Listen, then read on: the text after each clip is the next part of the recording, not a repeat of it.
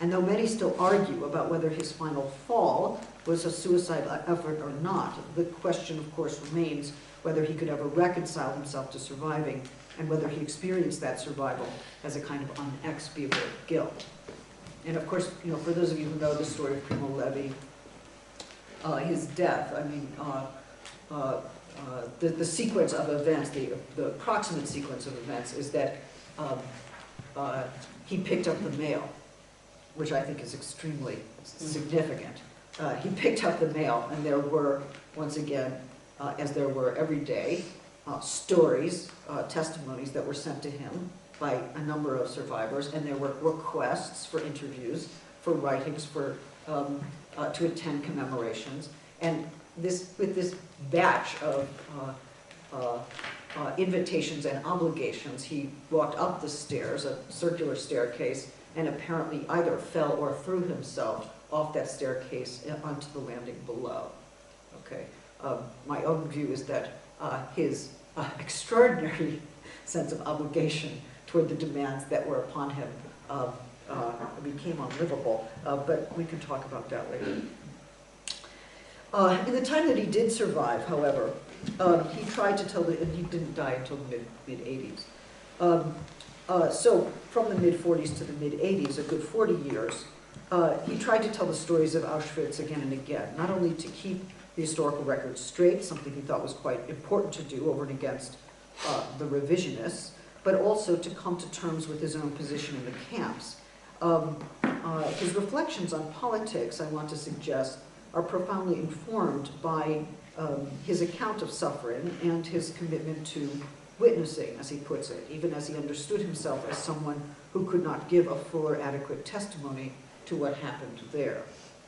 As he took stands on political issues, he was alert to the threat and excesses of fascism, to the persistence of anti-Semitism, but also to the way in which the Shoah itself could be used to justify a set of politics that he thought no survivor could or should condone. In his interviews, he insisted on a distinction, for instance, between Jewish values and the State of Israel. And he rested his hope after the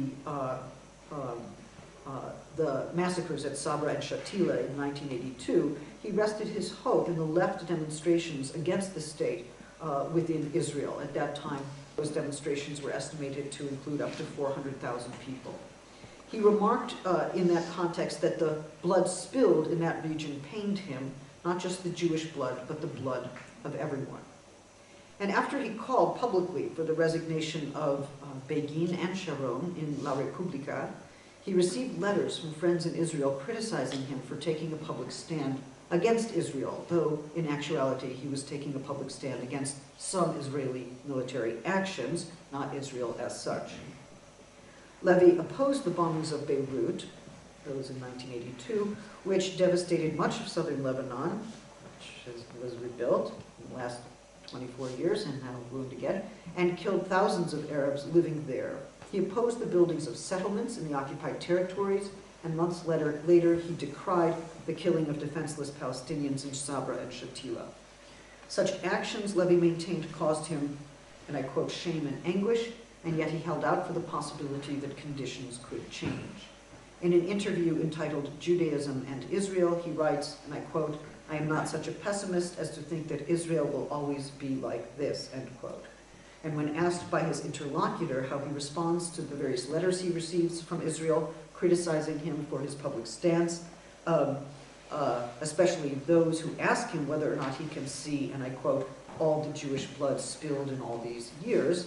he responded, and I quote, "I reply that the blood spilled pains me just as much as the blood spilled by all other human beings, but there are still harrowing letters, and I am tormented by them, because I know that Israel was founded by people like me, only less fortunate than me, men with a number from Auschwitz tattooed on their arms, with no home nor homeland, escaping from the horrors of the Second World War, who found in Israel a home and a homeland. I know all this, but I also know that this is Begin's favorite defense, and I deny any validity to this defense," end quote. And I deny any validity to this defense. So in denying any validity to this defense, Levi is clearly maintaining that it will not do to call upon the Shoah or the Holocaust as a way of legitimating Israeli violence. It's a moment in which Levi clearly, though tormented by the letters he receives, rebuking him for his public criticism, does not fall prey to a sense of guilt that would lead him to retract his public views.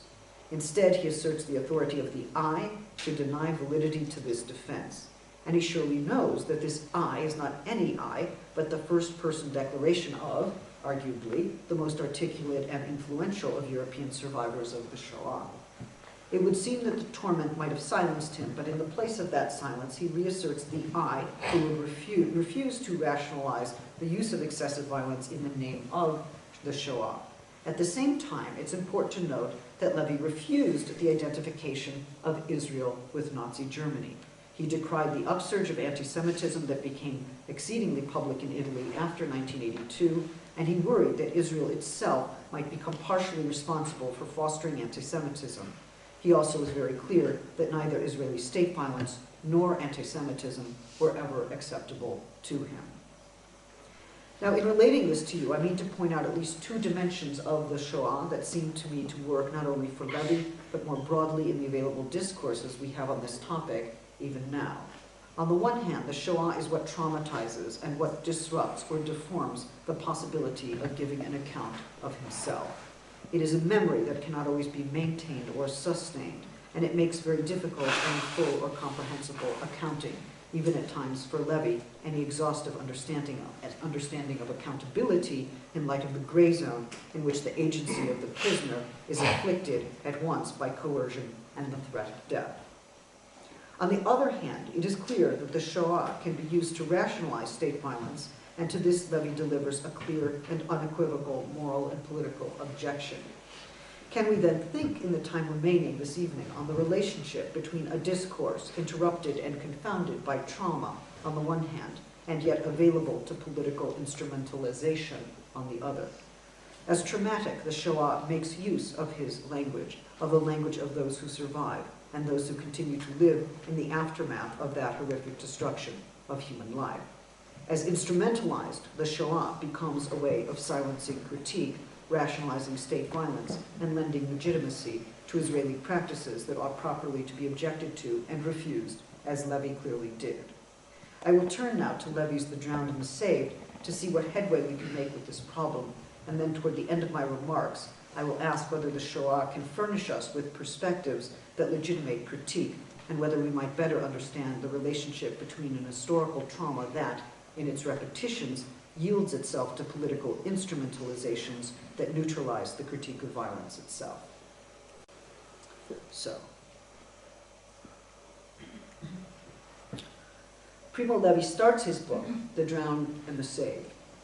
by letting his readers know that the Nazis sought not only to destroy lives, but to eradicate the evidence of their destruction. The Third Reich, he writes, waged a war against memory. Thus, the narrative voice in Levi's text not only relays this fact, but in its very existence constitutes a kind of evidence.